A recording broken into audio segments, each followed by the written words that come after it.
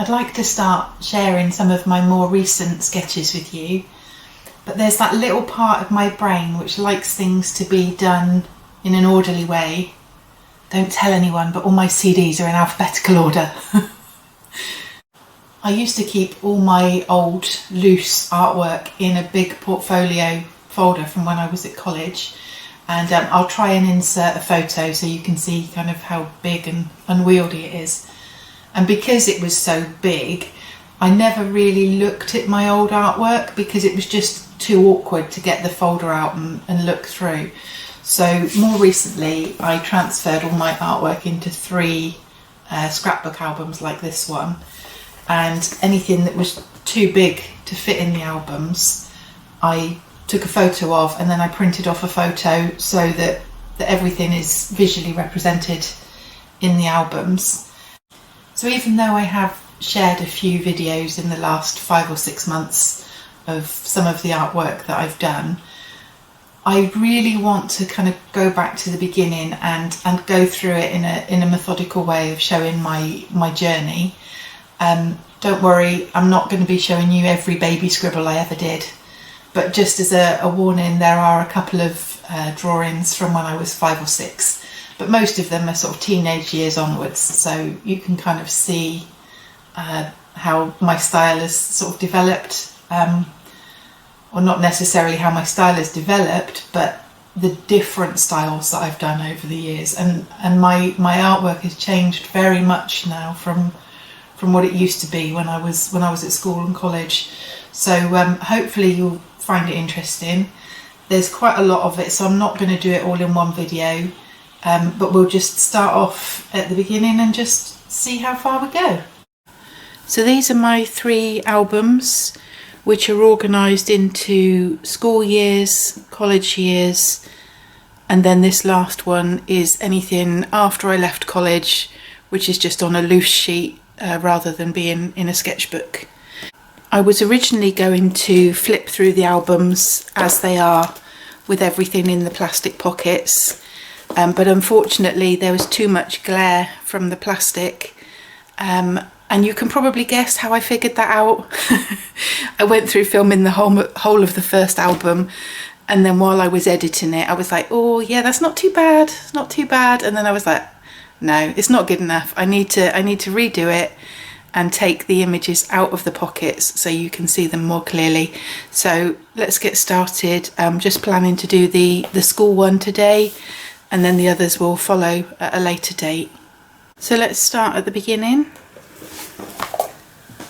Okay, so this was one that I drew when I was in the infant school. It would have been 1980, 81.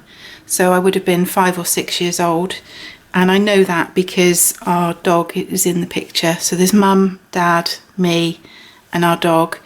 Sadly little Toby he had to be put to sleep before he was fully grown, so we didn't have him very long. So that kind of pinpoints the time really of when these first couple of drawings were done. I'll show you a little picture. It's not a very good picture, but this is me with Toby, and this is my grandparents' dog. So this was on my grandparents' farm. Not a great picture of any of us, but it does prove that I was little when we had Toby. I didn't draw this when I was 15 or 16. Okay, so it also shows, I think, if somebody was going to analyse this and predict my future based on this, they would perhaps see that I was always going to struggle with time management and priorities, because I spent so much time figuring out this complicated repeating pattern on the edge and cutting the little scalloped edge that I ran out of time to actually finish the picture. Also, in terms of the drawing, obviously I was only 5 or 6. I've no idea if this is good, bad or average for that sort of age, but my mum is only 5 foot tall and my dad is 6 foot tall. So either he's a long way off or I was just very bad at figuring out sizes. So again, that's something which perhaps has stuck with me in some of my artwork even today. And then the next one we've got is this picture of my mum. This is actually a print from a photo because the original was pretty large. Hold on, let me show you. So this is the original one. So it starts off, there's a little bit of information that I wrote about my mum, and then there's a big picture of my mum wearing this very funky dress. I don't think my mum ever wore anything quite like that, but again, not wanting to criticise my young self, but there are a couple of things. Obviously the hands are a classic example. I think all children go through a phase of drawing hands like that, but my poor mum, she's got no skin around her eyes. Behind her glasses there's no skin, and also she's got no skin on her neck. So it's not because mum wore a lot of makeup and her face was a different colour to her neck. That's not the case at all. I just forgot to colour her neck in, and I don't know why I didn't think she needed skin around her eyes behind her glasses. So yeah, so maybe that is an indicator of inconsistencies in terms of paying attention to detail. I don't know. But the little piece of writing that I did to go along with that, it says, my mummy wears glasses and she does the cooking. My mummy stays at home and looks after me and my dog Toby. My mummy's name is Stella and she is small. She has curly hair and she likes reading and knitting and watching the television, and she makes my trousers. My mummy loves me. And apparently my teacher said to my mum that I was the only child in the class that actually wrote my mummy loves me, so that's quite sweet. So next we moved on to the junior school, and this is a sketch that I did based on 3 characters from a book that we'd read called Thursday's Child by Noel Streatfield, I don't quite know how you pronounce the name. And my favourite of the 3 that I'd drawn was this little boy called Horatio. But you notice I've put his hand in his pocket because I couldn't draw his hand. I also did a larger version just of his sort of head and shoulders, which I painted. And I don't know what happened to that one. I think it must have got lost at school. I dug out this photo, which was some of my school friends and a student teacher we had with us at the time.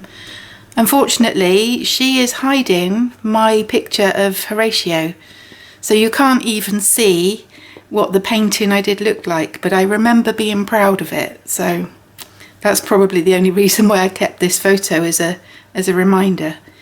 I've got a feeling I might have also painted Peter. I don't know, I can't remember who painted what. It was a long time ago. And then still at the junior school, I made a book, and it had various little stories and puzzles and jokes and things in it. And I just did a photocopy of some of what I thought were the better drawings that I did in the book. There were quite a few hedgehog things in there.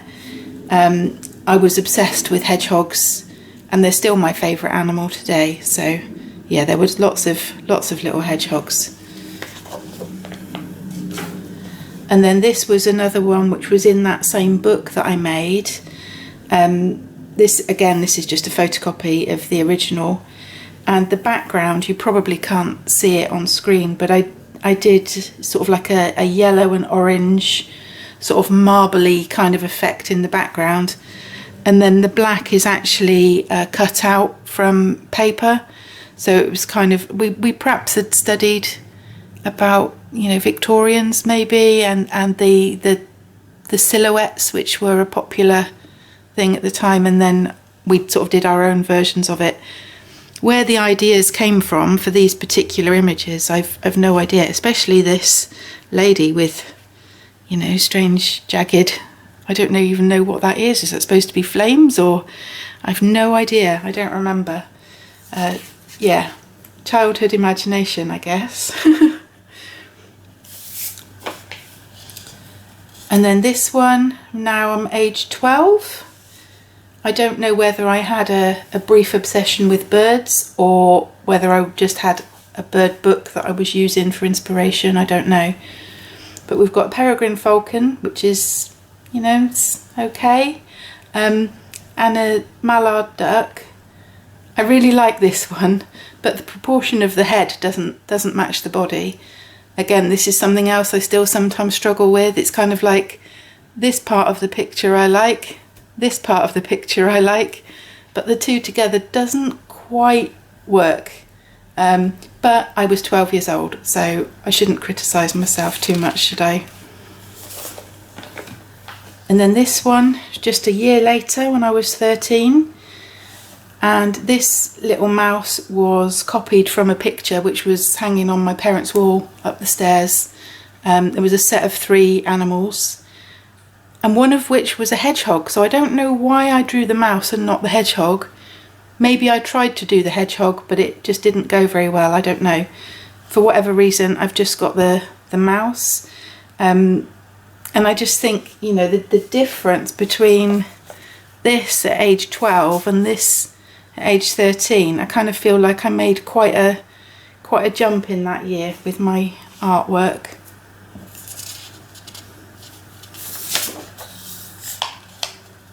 And this is Herbie. Let me introduce you to Herbie. This is Herbie. You see the resemblance? Herbie's a little hand puppet, and he was my favourite. For years he was my favourite toy. He was like my little friend who I used to take everywhere with me, and as you see, I've still got him, and now he sits on my spare bed to welcome any visitors that come to stay. There are other toys on the bed as well, I have to admit, but he's my oldest, most favourite. He's a little threadbare in places, and he's been stitched up where my uncle's dog got hold of him. But yeah, he's just been with me for such a long time. And he came from a catalogue. If you're in the UK, he was from the Avon catalogue. And at the time, I'm sure it was around about £8, something like that, which at the time was a lot of money for a cuddly toy, basically. And my parents didn't want to pay for it, but I really wanted it. So they got me to save up my pocket money, and I think I saved up about £5, and then they paid the difference. So I don't know if that's partly why he was my favourite, because I had to put in some effort to be able to get him in the first place. I don't know. Anyway, that's way too much chat about a childhood toy when I'm supposed to be showing you my artwork. These 3, just 3 pencil sketches, a bit random. A curry flavoured sauce bottle, a squashed tango cam, and this was the joystick from my computer, probably the Commodore 64, I expect. Any of you who are younger watching this who have no idea what this is, it was basically like an old-fashioned games controller. So yeah, that's what that is.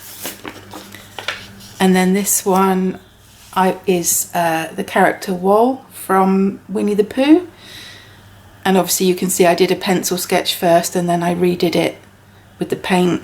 The paint is very rough and scrappy, but you know, I was 89, so what was I then, 14? Yeah, so yeah, that's... And then again, there's another one where I did a pencil sketch first and then paint. Actually did this one the next day after the owl. It's always handy when I've put dates on, but I didn't always put dates on. And again, this one, I think I prefer the pencil sketch to the painted, but not bad going really for 14, I guess.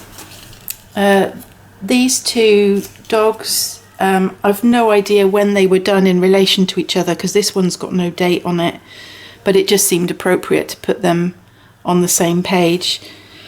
This one is Toby, not not my Toby from when I was little, but the dog that my grandparents had years before, called Toby.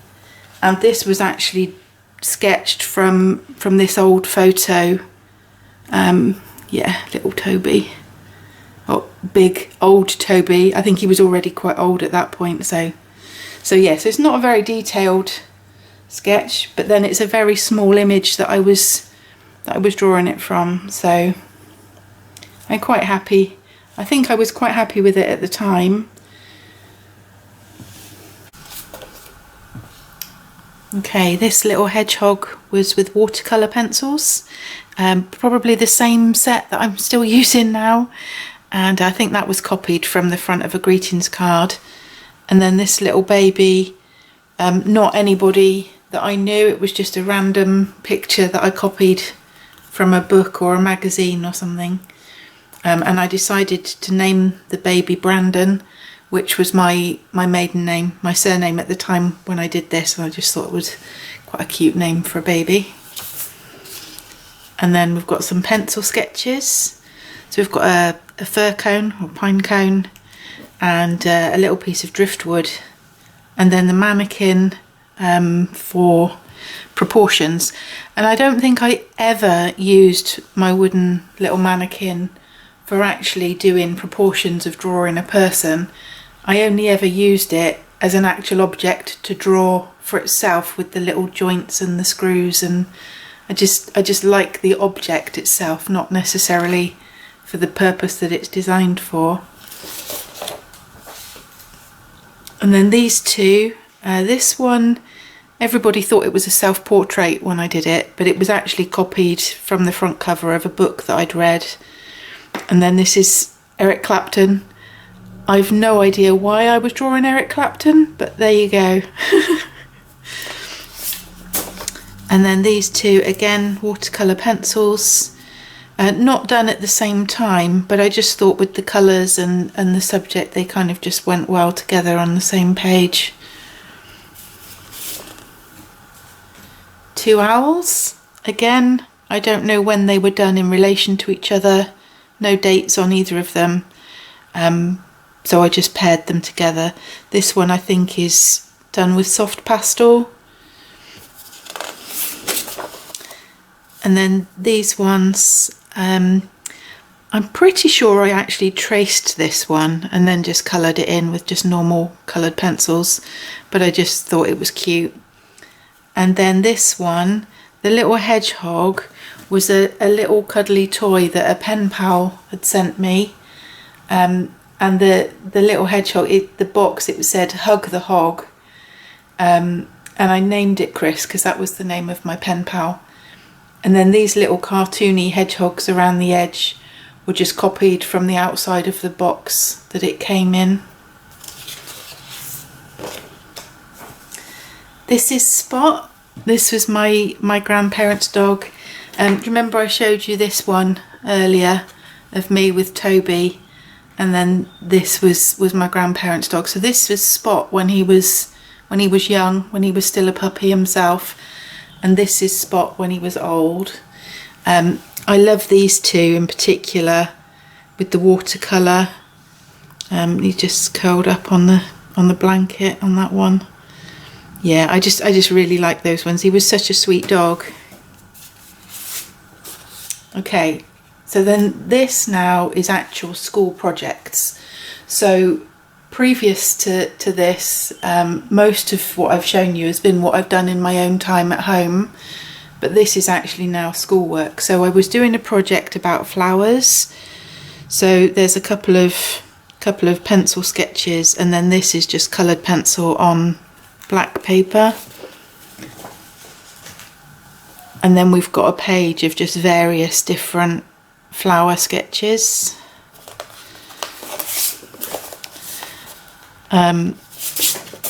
With the flower project, I did end up making a pottery item, which there's actually photos of it at the very end. So we'll kind of come back to the flowers later, but that's all I kept from the flower project.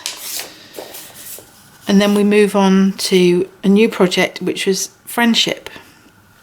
And this particular one, I'd seen the film Half a Sixpence, and although it was about a romance, I kind of felt that it would be nice for a friendship as well. And it's quite common nowadays, isn't it, when you get the like heart-shaped key ring or necklaces or whatever, and it's kind of, you know, one person has one half and then the other person has the other. So I actually did this for my best friend, and we're still good friends now, that I cut the sixpence in half and made it into a pair of necklaces. And just in case you're in any doubt about whether I'm sentimental, I've still got it. So this is my little half sixpence, and I gave the other half to my friend. Whether she's still got it or not, I don't know. Probably not. but I kept my half anyway. Yeah, so there's just, you know, the whole sixpence in the background, and then my hand with the chain dangling, and then just a closer up version at the bottom there. And then still on the subject of friendship, this one is copied from a greetings card, which my nan had sent me. So this, she thought it looked like me and her dog Jack. We never sat on a on a plank over a lake, but it was just because the little girl had red hair and it was a black dog. She just thought it looked like us. So this is my version of it. Again, I think with the soft pastels, just the little girl and her friend, the dog.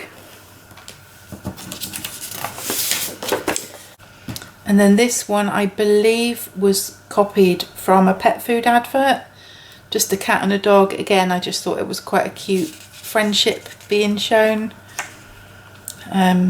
Yeah, just pencil. I did a lot of just pencil sketches in those days, which I hardly ever do at all now. And then there's another one with a cat and two ducklings. I don't think I actually did this one as part of the friendship project at school. I think this was done completely separately, but it just seemed like an appropriate place to put it in my album, following on from the friendship theme. And then this one, this image here, on the black paper, this was supposed to be me and my friend, the one who I gave the half a sixpence to. I don't think we've ever sat on the grass in the moonlight. But where the idea came from, I don't know. But I quite like that little cute. It's like no detail on it whatsoever.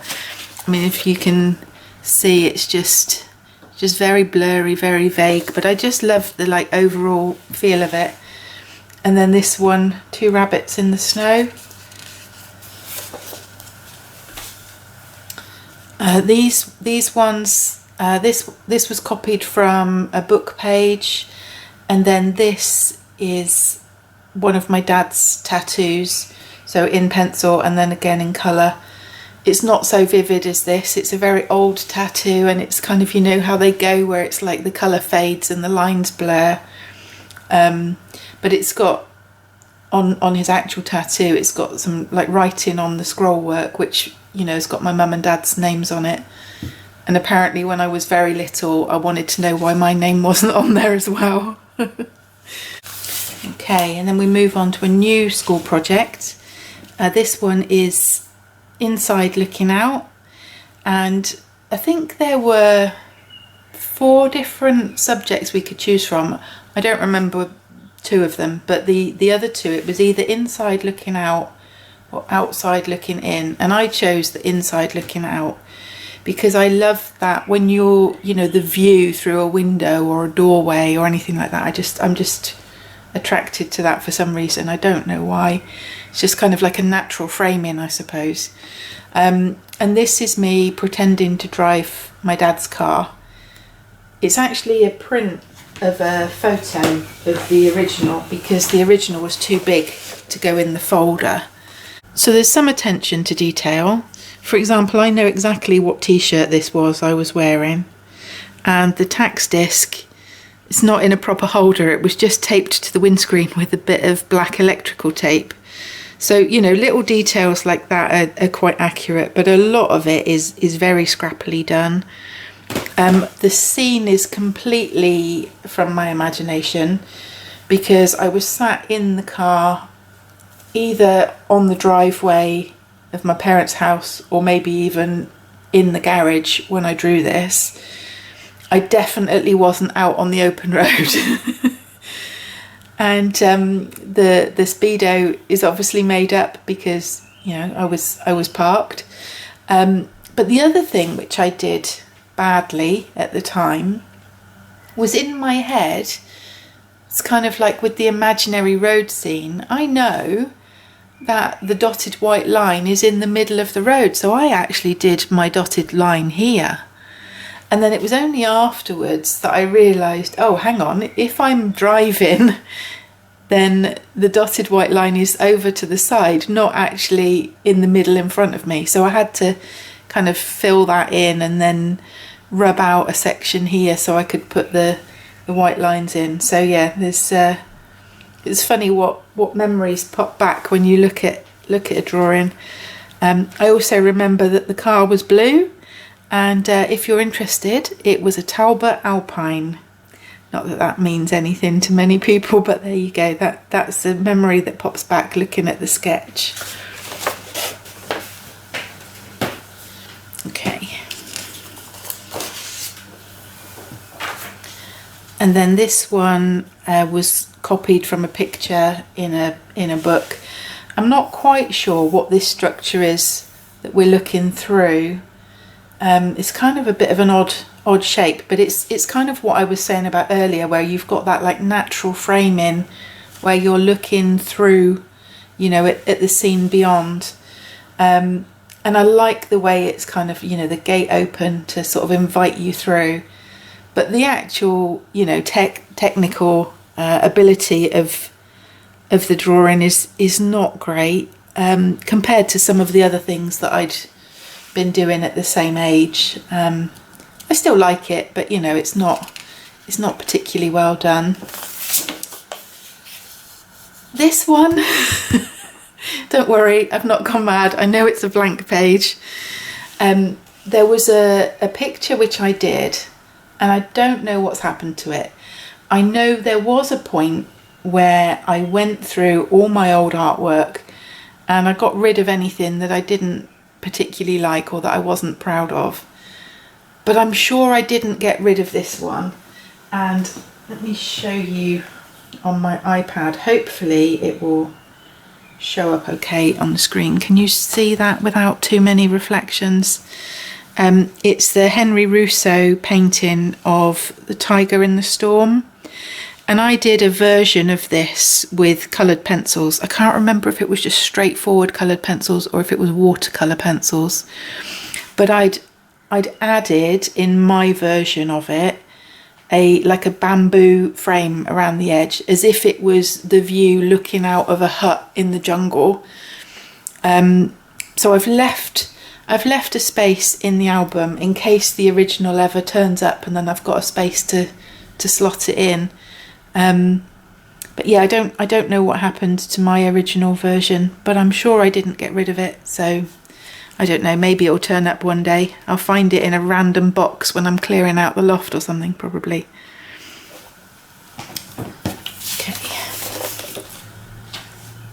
This one it's sort of like the culmination of the inside looking out project, and this is a a study sketch for a pottery item that I was making. So I made this bowl, which I believe was made like in a mould, and then I cut out holes in the side of the bowl for the windows, and then I made these two little cat figures that would sit inside the bowl, so they were like looking out through the window.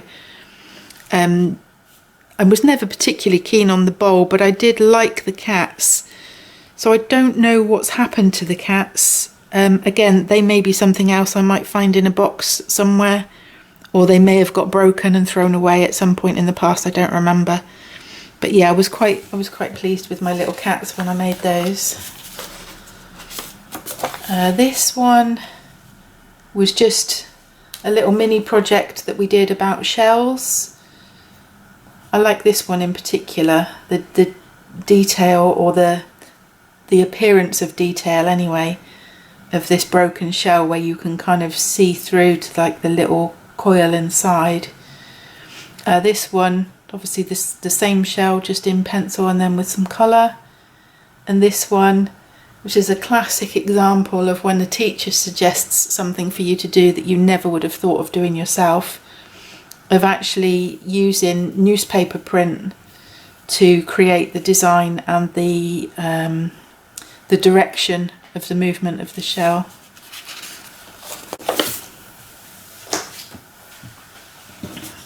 This was one that was not part of my schoolwork. I did this kind of in my own time at a village called, so it's like a typical kind of Cotswold village, you know, very picturesque. And again, the picture brings back the memory for me of sitting on the bridge alongside the road and drawing the bridge and the pathway that goes past all these beautiful cottages. Technically, it's not a great drawing, but I like the memory that it brings back. And this one was, we were on holiday in a camper van, and can't really call it a campsite, it was basically just a field that the farmer was renting out. There was no facilities at all, and this was just a tree that was in the middle of the field where we were parked up to stay for a holiday. And then this was, I mentioned earlier about the flower project, and then I ended up making these two containers. So it's kind of made like a globe. So I made like the two halves, joined it together to make a sphere, and then cut a wiggly line to create the lids, and made these like clay flowers to go on the top. My parents have still got these, which is why I've just got the photos. I probably should have thought ahead of time and actually gone and filmed a little clip at my parents' house so you could see them in person. But yeah, I was very proud of those. And the colour, like the green and the blue, was done with some oxides, and they were in a cupboard that was kept locked, and nobody was allowed to use them. Like, they didn't trust the students to use them because they were poisonous. But I was given the privilege that the teacher trusted me to use the oxides, and there was even like a little blowpipe where I did the speckled dots on the lid. So yeah, she was one of my favourite teachers, actually, as a side point. But perhaps I was one of her favourite students too. And then this was another pottery project that I did. We'd been studying about Henry Moore and his kind of very simplified, stylised human forms. So this little model that I did, I mean, this is roughly life size of what I made, and this was my like what do they call it, a maquette. So it's like the miniature version of the final piece. So this shows the scale of my original piece and then my final piece, which looks terrible. It looks so scruffy, and it's such a shame because the idea behind it, I think, was not quite genius, but I was very proud of it, because I loved the idea of combining that very sort of modern, simplified forms of Henry Moore with the flowing fabric of like the ancient Greek and Roman sculptures. And talking to my teacher about it, and we tried with some porcelain clay to like roll it out really thin so we could actually drape it over the clay body, but it was as thin as we could get it. It was still too thick to get drapes, and then it was cracking, and it just wasn't working. So then my teacher had the idea of using actual fabric dipped in liquid clay and then drape that over the body, because then you're literally draping the fabric. But of course, with the heat of the kiln, the structure of the fabric inside basically crumbled, and there was not much strength to the liquid clay around it. So these are kind of recent photos of how it looks now, and I wish we'd taken photos of it at the time when I made it, because I mean it still started breaking up pretty quickly after it was made, but it did look better than this. But there you go. So that's the end of my my school year's artwork, and I hope you enjoyed that, and I hope you'll come back soon and see my college artwork when I do that one. Thanks a lot.